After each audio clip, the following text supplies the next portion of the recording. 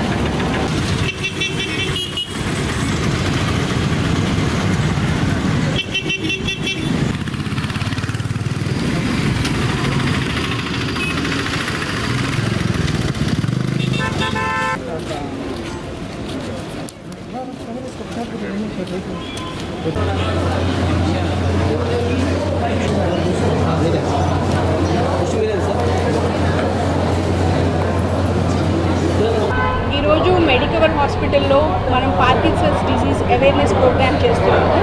అయితే ఈ ప్రోగ్రామ్ అనేది చాలా ఘనంగా చేస్తున్నాము. అంటే ఈ ప్రోగ్రాంలో భాగంగా మనం పార్కిన్సన్స్ డిసీజ్ వాక్ అంటే మూమెంట్ ఆఫ్ జాయ్ అంటాము, అదొకటి, ప్లస్ పేషెంట్ అవేర్నెస్ క్యాంప్ కూడా చేస్తున్నాము. అయితే పార్కిన్సన్స్ డిసీజ్ అనేది చాలామందికి తెలియదు. బ్రెయిన్ స్ట్రోక్ తెలుసు, ఎపిలెప్సీ తెలుసు, కానీ పార్కిన్సన్స్ డిసీజ్ తెలియదు.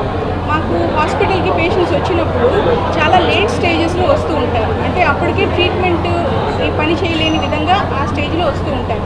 దానికి కారణం పేషెంట్స్కి, ప్రజలకి పార్కిన్సన్స్ డిసీజ్ మీద అవగాహన లేదు.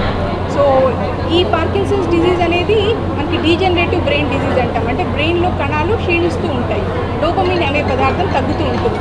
అయితే వీటిని ఎలా గుర్తించాలంటే ముఖ్యంగా చిన్న లక్షణాలు ఉంటాయి, చిన్న చిన్నవి మనకి క్లూస్ గుర్తిస్తే ముందుగానే ట్రీట్మెంట్ తీసుకొని మనం దాన్ని మంచి లైఫ్ స్టైల్ లీడ్ చేయొచ్చు, దాన్ని అదుపులో పెట్టుకోవచ్చు.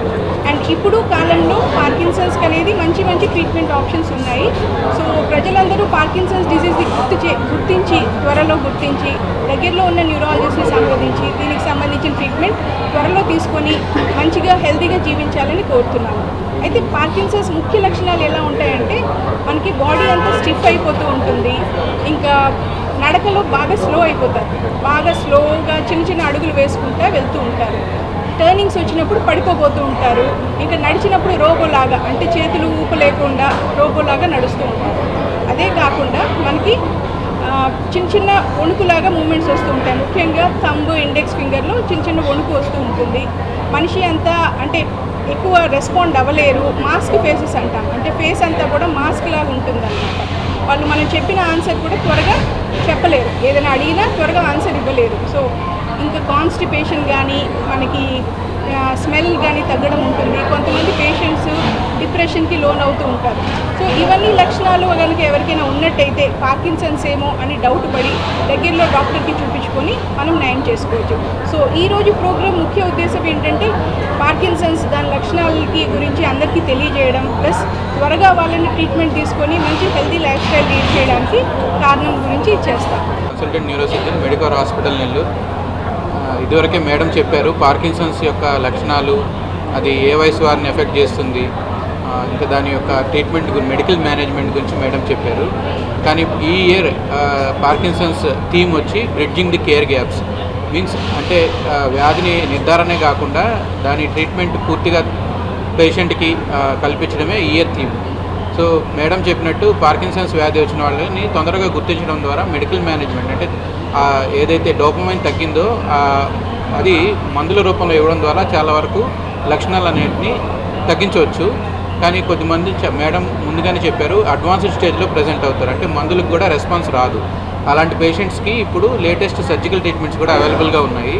అంటే DBS, డీప్ బ్రెయిన్ స్టిమ్యులేషన్ అనే ట్రీట్మెంట్ ద్వారా ఈ పేషెంట్స్కి ఒక సర్జరీ చేయడం ద్వారా ఒక పేస్ మేకర్ లాంటిది అమరుస్తాము. దానివల్ల ఈ మూమెంట్స్ ఎక్స్ట్రాగా వచ్చే మూమెంట్స్ అంటే ఈ ట్రెమర్స్ కానీ ఆ బాడీలో స్టిఫ్నెస్ కానీ చాలా వరకు తగ్గుతుంది.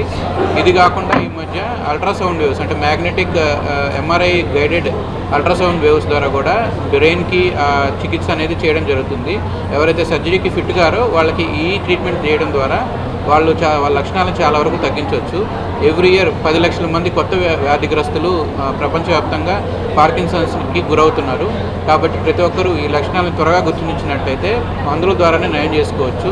ఒకవేళ అడ్వాన్స్డ్ స్టేజ్లో ప్రజెంట్ అయినా కూడా లేటెస్ట్ ట్రీట్మెంట్ ఇవ్వడం ద్వారా వాళ్ళకి లక్షణాలను తగ్గించి వాళ్ళ క్వాలిటీ ఆఫ్ లైఫ్ని మెరుగుపరచవచ్చు.